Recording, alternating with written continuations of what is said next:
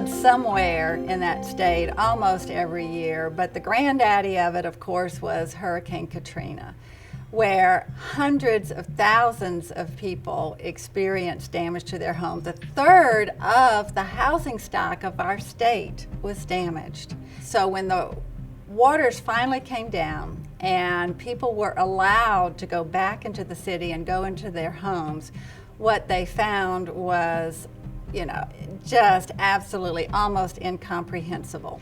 And one of the things that we took back from that terrible tragedy is the importance of preparation. After a flood, the first thing when you get on site is to do an assessment to see what the damage, what the situation is. There are many dangers that you need to prepare for and be aware of. First of all, are there down power lines to avoid? Also, in that initial assessment, stand back and examine the home for structural damage, structural instability. Look for sagging in the roof.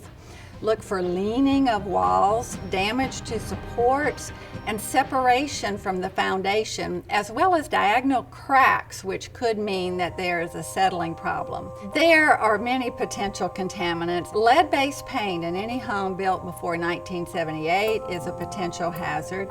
Some older homes may also have asbestos. And then there is just the overall dangers of any other kind of debris that may be in the home, including sharp objects, broken glass, fiberglass insulation.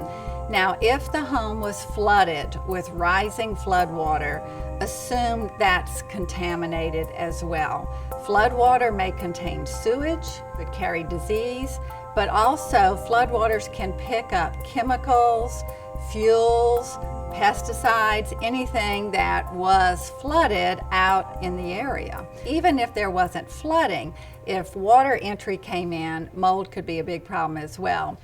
One other hazard that sometimes people don't think about are, what we call critters, the infestation that could occur. There could be snakes, there could be rodents hiding in the debris or in unexpected places. And if you happen to be in the south, fire ants float in floodwater. And so you do want to watch out for that as well. Any of those are a hazard that mean do not go in the building until you get it assessed by a professional or someone who can determine the structural integrity and safety of the building. After a flood, unless you've received clearance from the local officials, always assume the water could be contaminated and don't use it or drink it at that point. If it's a community-based system, you wait for clearance from the community. If it is a private well, then it's good to get an electrician out first so you don't shock yourself trying to deal with it, or get a professional to flush it and to disinfect the water supply. If there's gas service to the home, that should be turned off on the outside, and the main breaker should be turned off before doing anything. And examine the heating and cooling system to see if there are any separations of connections and joints, to see if there is muck or contamination or other things inside the unit, and to make sure that if it's a fuel burning appliance, that everything is checked and serviced before trying to start it.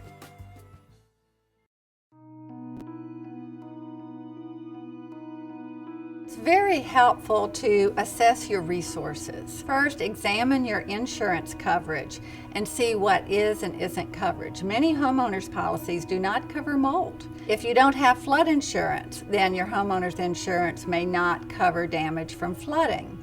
And so, but looking at the level of coverage is important. If you don't have enough coverage or resources, you then can look to the community, to disaster centers, to see if there are some additional sources of financial resources to help.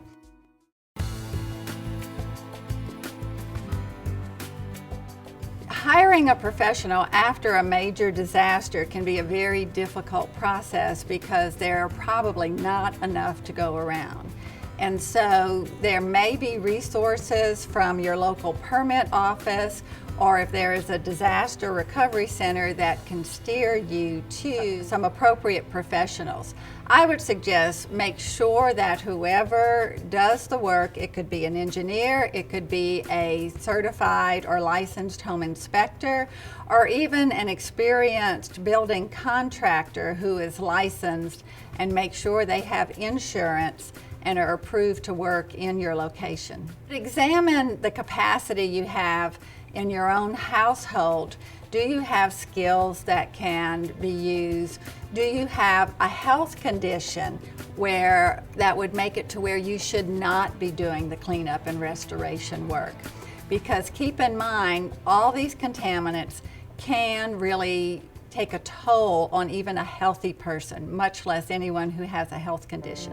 There are 8 principles to keep in mind and to try to achieve to have a truly healthy home now and in the future. Keep it dry, clean, pest-free, safe, contaminant-free, well-ventilated, well-maintained, and thermally controlled.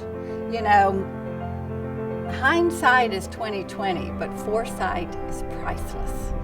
And that's the lesson we hope to bring to the rest of the world. To keep their homes healthy, they must also be resilient to whatever nature brings our way.